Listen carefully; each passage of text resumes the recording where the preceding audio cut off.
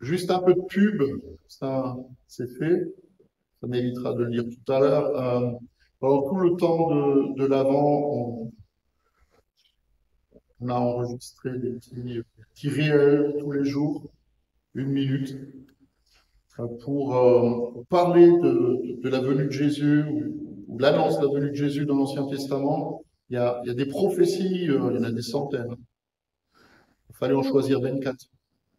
Il y a des centaines de prophéties de l'Ancien Testament qui annoncent la venue du Messie, qui annoncent la venue de Jésus. Et donc tous les jours, c'est disponible sur Facebook, sur notre page YouTube, Église protestante d'Ibringen. Astrid a aussi fait une impulsion, vous pouvez regarder. Je crois que c'est bien aussi de comprendre pourquoi Jésus vient, pourquoi Jésus est venu. Il n'est pas juste tombé du ciel comme ça, il y a une histoire derrière. Il y a une histoire après aussi. Ça, c'est pour plus tard. Donc, voilà, tous les jours, une petite minute pour réfléchir, écouter la parole et comprendre que finalement, il y a tellement de choses. La parole de Dieu, elle est unique. C'est l'unité aussi. Il faut comprendre. Voilà, fin de la pub. Ça va? Nous sommes invités ce matin à nous réjouir.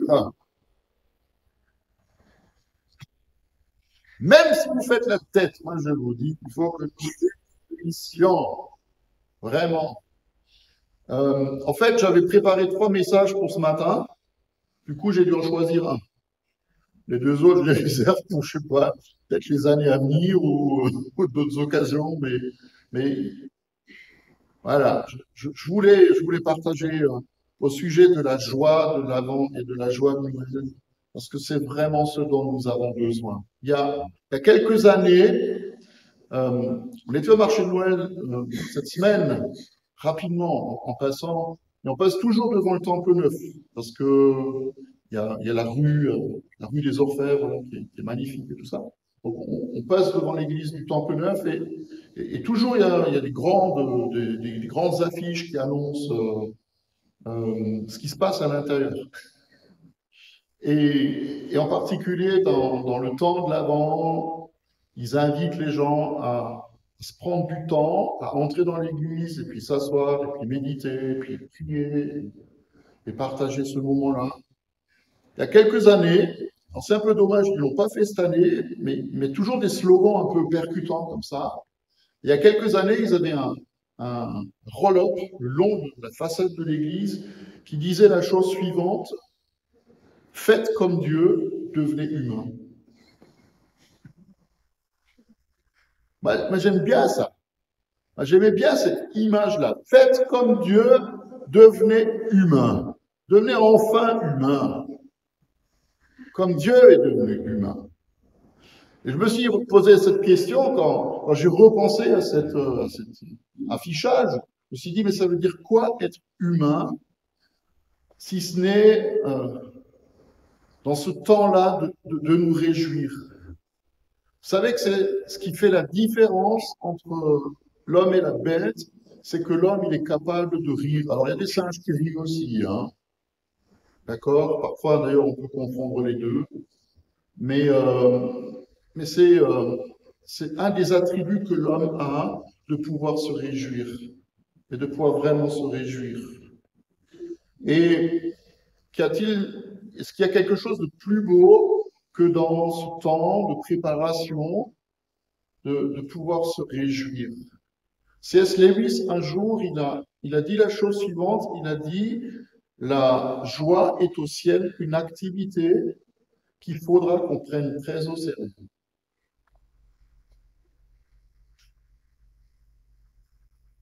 Là, je suis désolé, mais au ciel, je ne fais pas la tête.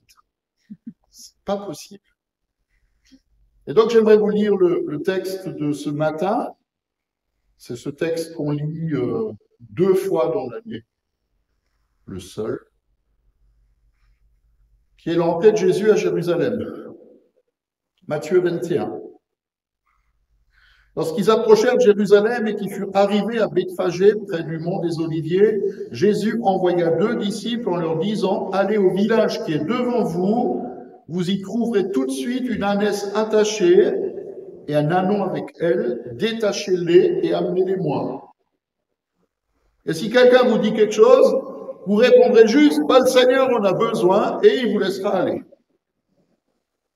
Ceci arriva afin que s'accomplisse ce que le prophète avait annoncé. Dites à la fille de Sion, voici ton roi qui vient à toi, plein de douceur, et monté sur un âne, sur un ânon, le petit d'une ânesse. Et les disciples allèrent faire ce que Jésus leur a demandé. Ils amenèrent l'ânesse et l'ânon, ils mirent leurs vêtements sur eux, et Jésus s'assit dessus. Une grande foule de gens étendirent leurs vêtements sur le chemin. D'autres coupèrent des branches aux arbres, en jonchèrent la route, et ceux qui précédaient et ceux qui suivaient Jésus, ils criaient « Hosanna », comme on a déjà chanté ce matin, « Hosanna au fils de David, béni soit celui qui vient au nom du Seigneur, Hosanna dans les lieux très hauts ». Et lorsqu'il entra dans Jérusalem, toute la ville fut troublée, et on disait « Qui est cet homme ?» Et la foule répondait « C'est Jésus, le prophète de Nazareth, en Galilée. » Alors, Hosanna, ça veut dire sauve-nous. D'accord? C'est juste pour que vous fassiez un peu d'hébreu ce matin. Hosanna, ça veut dire sauve-nous, sauve-moi. Mais ce cri-là qui monte, c'est pas tellement un appel au secours, même s'ils attendent de Jésus qui vienne les délivrer de l'oppression romaine, mais c'est plus un cri de joie. C'est Hosanna. Béni soit celui qui vient au nom du Seigneur. On se réjouit parce que tout ce que tu vas faire pour nous. Et la question qui se pose à nous, c'est de savoir finalement, est-ce que nous nous rappelons, nous nous souvenons de moments de joie que nous avons pu vivre. Vous savez, une joie exubérante, une joie qui va au-delà de simplement rire d'une bonne blague. Une joie qui vous transporte. Mes petits-enfants, enfin mes enfants, eux, ils n'ont pas fait, mais mes enfants m'ont envoyé une photo de nos petits-enfants hier. J'étais mort de rire. C'était tous les deux couverts de la tête aux pieds de peinture. Mais vraiment, hein, c'était... D'abord, je ne les ai pas reconnus. Je me suis dit, c'est qui ça? Ils étaient couverts de peinture de la tête aux pieds. Ils avaient dessiné. Et ils ont utilisé la peinture pour se couvrir de la tête aux pieds. Et moi, ça m'a rappelé juste ces moments avec nos propres enfants, comment on peut se réjouir avec eux, comment eux, ils sont capables de rire de rien et de tout. C'est extraordinaire. Moi, je me souviens de ces moments où, dans la salle de bain, tous les trois, il fallait les baigner. C'était un soupe pas possible. Il y en a un dans le bain, l'autre qui attend, le troisième qui est déjà sorti. Celui qui est sorti, ou celle qui est sortie, peu importe, hein, peu importe l'ordre, danse comme une folle, comme un fou dans la salle de bain. Celui qui est dans le bain, il éclabousse le troisième qui attend, et celle qui est déjà à moitié sèche. Et ça continue comme ça. Et il rigole, et il rigole. C'est des choses, ça me fait juste des trucs de fou, quoi. Et moi, je suis là, dans la salle de bain. Alors, déjà, pour un père, c'est pas forcément évident, hein. D'accord. Nous, on aime bien refiler le truc à la maman en disant, oh, t'as qu'à t'en occuper. Bon. Mais à un moment, ils sont tellement dans l'exubérance et que la salle de bain est inondée, t'as juste envie qu'ils s'arrêtent. Et tu sens juste la moutarde qui monte. Ça y est. Tu te dis, mais quand est-ce qu'ils vont se calmer? C'est comme des piles, hein, c'est Duracell multiplié par 100. C'est pa. Ça court partout, ça met de l'eau partout. Et la moutarde te monte au nez. Et tu as juste envie de crier, oh, arrêtez. Et puis tout de suite dans ton esprit se pose cette question, ou arrive cette question, où tu te dis pourquoi il faut s'arrêter. Pourquoi il faut qu'il s'arrête? Parce que finalement, Quand la pensée est venue en moi, j'avais rien de particulier à faire. J'avais pas de rendez-vous, j'avais pas de tout à préparer. Rien. T'avais le temps. Sauf que on est habitué à ce que les choses soient ordonnées. Et c'est ça qui est terrible. Tu es tellement préoccupé ou tellement pris dans tes habitudes de, de, de- de se dépêcher, occupé à la routine, qu'on ne voit même plus la joie qui est devant tes yeux. Moi, je ne la voyais plus comme ça. Et ça me rappelle juste la suite de ce texte, hein, dans Matthieu 21, et la foule qui se réjouit. Hosanna, béni soit celui qui vient au nom du Seigneur. Puis les gens, tout le monde est dans l'effervescence. Ils comprennent pas c'est qui ce gars qui arrive. Et puis, il n'y avait pas encore de SMS et Internet à l'époque, quoi. Je veux dire, bah, c'est Jésus de Nazareth qui vient, là. Puis tout de suite après, Jésus, il va dans le temple, il chasse les vendeurs. Là, c'est un peu moins drôle, hein. Là, la joie, elle a disparu. Mais écoutez quand même ce qui est dit, parce que je crois qu'on ne peut pas couper l'un de l'autre. Euh, Quand il a chassé les vendeurs, il y a des aveugles et des boiteux qui s'approchèrent de lui dans le temple et il les guérit. Mais les chefs des prêtres et les spécialistes de la loi furent indignés à la vue des choses merveilleuses qu'il avait faites et des enfants qui criaient dans le temple, Hosanna au fils de David. Et ils dirent, est-ce que tu entends ce qu'ils disent? Et il leur répond, Jésus leur répond, est-ce que vous n'avez pas lu ces paroles? Tu as tiré des louanges de la bouche des enfants et des nourrissons. Et alors il les a laissés et il est parti.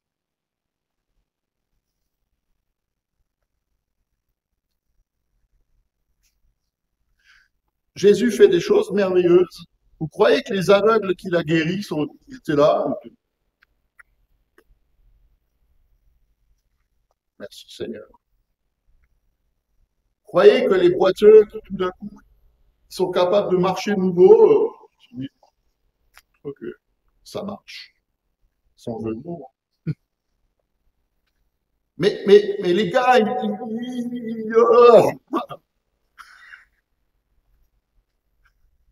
sautaient de joie. Les enfants, ils voient ça, ils crient de joie. Puis t'as les pisse vinaigre, pardon pour l'expression, hein. Ils disent, mais t'entends ce qu'ils... Moi, je me dis que ça devrait nous donner un réfléchir.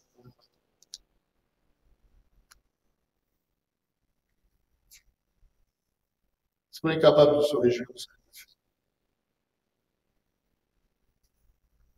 Je réalise souvent qu'on passe beaucoup de notre temps entre faire et attendre.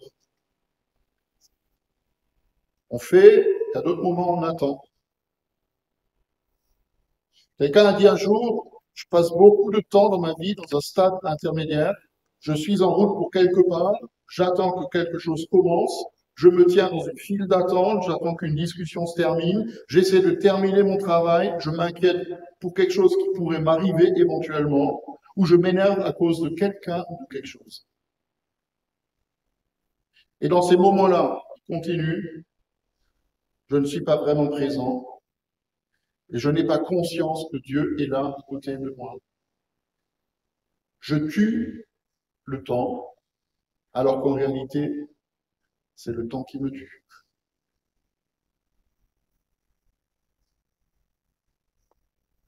Ce qui nous empêche de souvent nous réjouir vraiment, c'est que notre vie, beaucoup, elle tourne autour.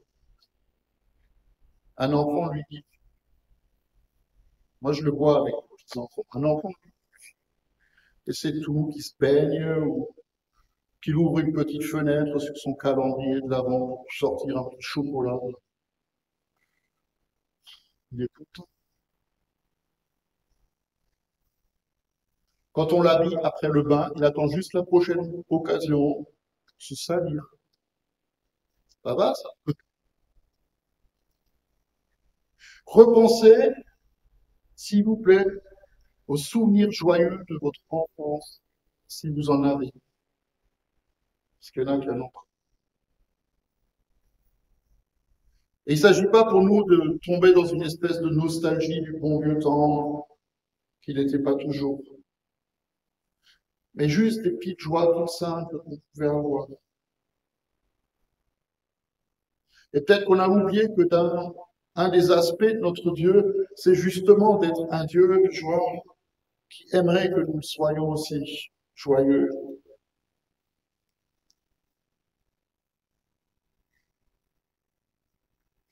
Quand un enfant se réjouit, il va rajouter à son rire un autre mot. Vous savez lequel? C'est encore. Tu fais l'avion avec lui, tu le poses parce que tu es crevé, tourné en rond, tu as le vertige, te dit encore. Tu le chatouilles, il rigole, mais il veut que tu continues. Encore. Encore, encore, encore. Ils veulent que ça continue et que ça s'arrête pas. Et nous, on a du mal. Pourquoi? Parce qu'on est devenu plus âgé. J'ai pas dit qu'on est devenu vieux. On est devenu plus âgé et donc on est devenu plus sage. Et je me dis quand j'entends ça, je me dis que Dieu il doit être plus jeune que nous. Parce que lui, le encore, ben, c'est encore. Encore et encore et encore et encore. Il continue de faire, il continue de se réjouir, il continue encore et toujours. Il y a de la joie au ciel pour un seul pécheur qui se repent. Il y a de la joie quand un enfant rentre à la maison. Il y a de la joie au ciel, une joie inexprimable qui se produit là-haut quand quelqu'un est malade et touché par le Seigneur. Il y a de la joie dans le ciel quand un pécheur revient en arrière et se tourne vers le Seigneur. Il y a de la joie au ciel et Dieu se réjouit tout le temps, tout le temps, tout le temps, tout le temps. On dit même de Jésus qu'il était un homme de douleur habitué à la souffrance. Ça, c'est aussi la vérité. Sauf que sa douleur et sa souffrance étaient liées au fait qu'il voyait ce qui se passait en nous, qu'il voyait ce qui se passe dans nous, qu'il le voit encore.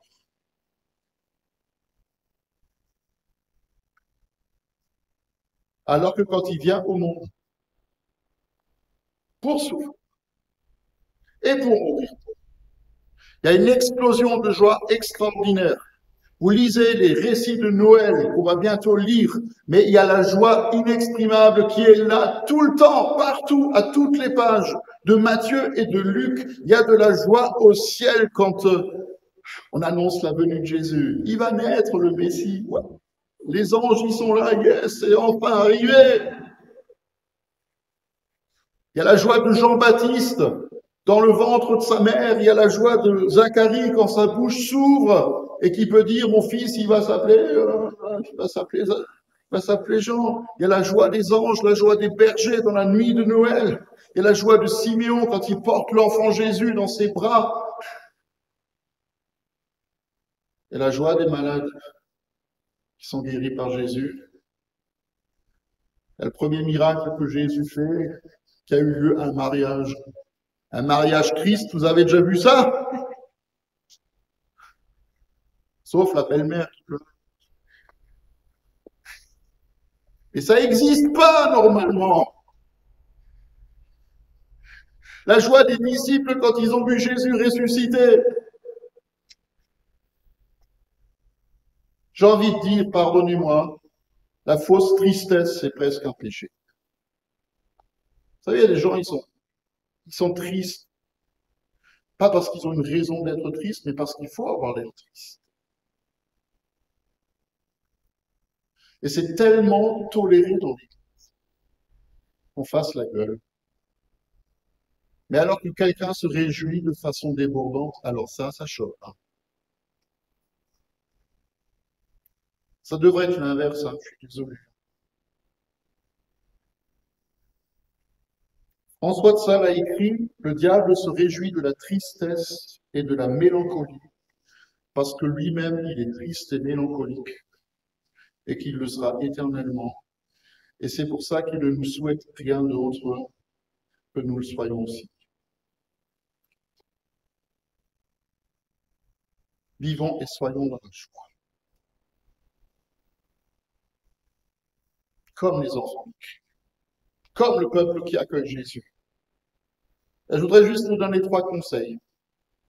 Et je termine avec ça. Premier conseil, commencez aujourd'hui. Allez faire les fous quelque part, je sais pas, buvez un coup, mais commencez aujourd'hui, réjouissez-vous d'un truc. Projetez pas la joie trop en avant, quand Noël sera là, on sera content. Non, vous serez crevé.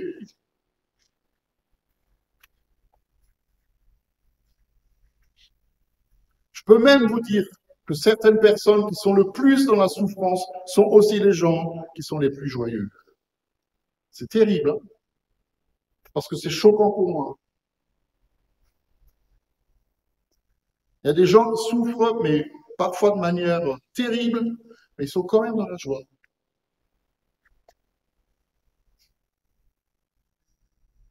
Quelqu'un d'autre dit un jour, dans le monde, la joie est souvent une joie malgré tout. Mais la joie est un défi lancé à la souffrance, à l'amertume et à la colère, et pourtant. Je ne me réjouis pas malgré le mauvais temps. Et je peux dire, je souffre dans mon corps, dans mon cœur, et pourtant, je me réjouis. Deuxième conseil, cherchez des amis qui vous font rire. Cherchez pas la compagnie des gens qui se lamentent tout le temps, toute l'année. Ils vont vous entraîner dans le bas, hein. Vraiment, je vous le dis. Ne cherchez pas que cette compagnie-là. Soyez là pour les encourager, les consoler, oui, mais ne cherchez pas la compagnie des gens qui font tout le temps la gueule. Vous allez finir, ça va déteindre sur vous. Proverbe 15, 30 dit, un regard lumineux réjouit le cœur.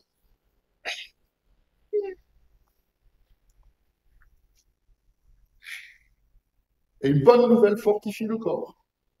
Ça, c'est le remède du médecin. Troisième conseil, vivez selon la perspective de la Bible et pas selon la perspective du monde. Jésus va revenir. Amen. Le temps de l'avant, c'est pas en fait Jésus il y a 2000 ans. Le temps de l'avant, c'est qu'on attend Jésus qui vient maintenant. Alléluia. Puis je termine par une histoire de mariage. D'accord? J'ai déjà lu cette histoire, mais j'étais mort de rire. Donc je vais aussi vous faire mourir de rire. Non. Donc, c'est une histoire vraie, hein. Aux États-Unis, il y a une femme qui se marie et c'est sa mère qui organise le voyage. C'est une aventure, c'est un voyage aussi, mais qui organise le mariage. Elle a vu grand, je pense que c'est une dame qui avait de l'argent. Donc il y avait un orchestre avec 18 musiciens, 24 demoiselles d'honneur, 5 porteurs de fleurs, 4 alliances sur les coussins au cas où ils auraient oublié la bonne. Non, authentique, hein, c'est vrai. On a décrit ce mariage comme l'invasion militaire d'un grand pays. Et tout marchait sur des roulettes jusqu'au moment où la mariée est entrée. La mariée, elle s'était préparée pendant des jours. Et comme le cortège, il y avait 1500 invités. Comme le cortège, il semblait pas finir et qu'elle était la dernière à rentrer, elle s'est approchée du buffet qui était dans le hall d'entrée de l'église. Donc elle s'est jetée dessus. Elle a mangé quelques dragées, des noix de pécan et de cajou, quelques olives noires, des vol au vent, des amandes, des knacks, des tucs avec du pâté, des croissants au fromage, des éclairs au chocolat, 2, 3 mignardises, 3 verres de champagne. Ce qu'on a remarqué à l'entrée de la mariée, c'était pas sa robe, c'était son visage. Il était blanc comme un linge. Et au milieu de l'allée, elle ressemblait à une grenade vivante dégoupillée. prête à exploser. En arrivant à l'hôtel, elle a vomi. Pas juste elle a vomi sur tout le monde. Le marié, le pasteur, la demoiselle d'honneur qui est à côté d'elle. D'accord? Le reste a été plus calme. Et toute la cérémonie, le marié, il tenait sa femme dans ses bras. Et on n'a jamais vu un mari embrasser autant sa femme de celui-là. Et le meilleur à venir, c'est que 10 ans après, ils ont revu les photos et le film du mariage. Et tout le monde était plié, mort de rire. Et on peut se dire, mais comment est-ce qu'on est capable de rire à un moment aussi effroyable? C'est pour une raison, c'est que malgré les circonstances contraires, la fiancée a épousé le fiancé.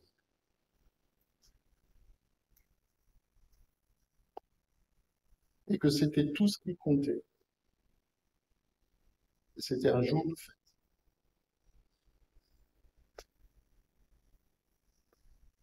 Et c'est ce qui va arriver.